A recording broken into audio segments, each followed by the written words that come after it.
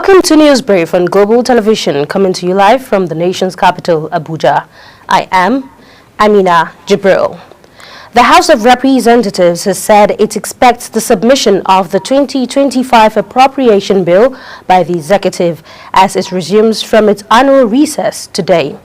The House spokesperson, Representative Akin Rotimi Jr., disclosed this in a statement. He said timely submission from the executive would be crucial as it facilitated thorough scrutiny and public input through town hall meetings, a practice he added was pioneered by the House during the 2024 budget review. The Director General of the National Youth Service Corps, Brigadier General Waidi Ahmed, has urged the scheme's internal auditors to instill the culture of accountability in their official duties. He says it is very important to reinforce the scheme's internal financial control systems to avoid financial losses.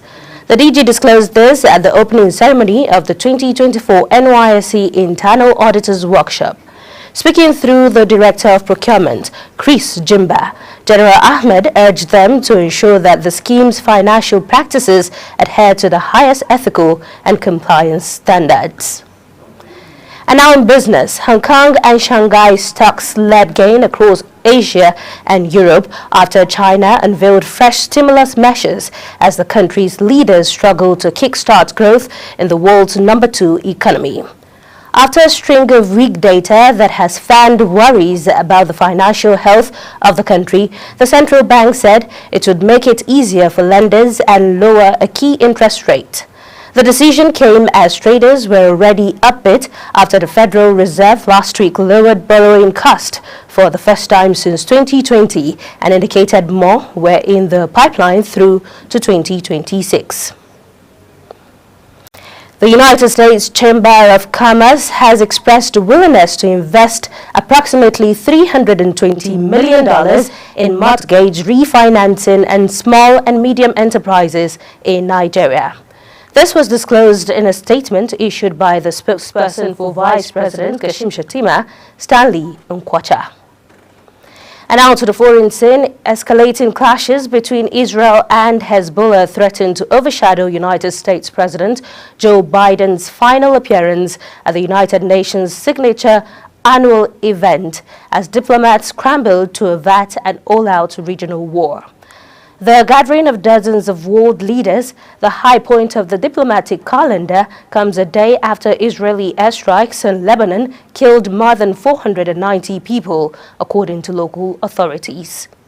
As world leaders gathered in Manhattan on Monday for the annual flurry of speeches and face-to-face diplomacy, UN Security Council member France called for an emergency meeting on the crisis and govern the Middle East. And Israel announced dozens of new airstrikes and Hezbollah strongholds in Lebanon a day after 492 people, including 35 children, were killed in the deadliest bombardment since a devastating war in 2006. Israel's overnight strikes in southern Lebanon came after it said it had killed a large number of militants when it hit about 1,600 suspected Hezbollah targets around the country. Hezbollah said it had launched volleys of missiles at Israeli military bases hours after 180 of its projectiles and an unmanned aerial vehicle passed into Israeli airspace, sending people in the city of Haifa running for shelter. And now in sports, Aryna Sabalenka says she wants to cap off a stellar year by returning to the top of the world rankings. The world #2 is the top seed at the China Open this week following the withdrawal of top-ranked Iga Swiatek, the defending champion, because of undisclosed personal matters. Fresh from winning the US Open, Sabalenka can take a large step towards overhauling the pole at the top of the rankings with victory in Beijing. After displaying strength of character against champions Manchester City in breathtaking 2-2 at the Etihad on Sunday, Arsenal fans are confident that the London club have what it takes to win the English Premier League title with just 5 games into the 2024-2025 season. Last season, the Gunners were coasting to their first EPL title in 20 years, but fell short by just 2 points behind Manchester City, who won the title with 91 points. And that's it on News Brief, and it came to you live from Nigeria's capital, Abuja. I am Amina Jibril. Thank you for watching.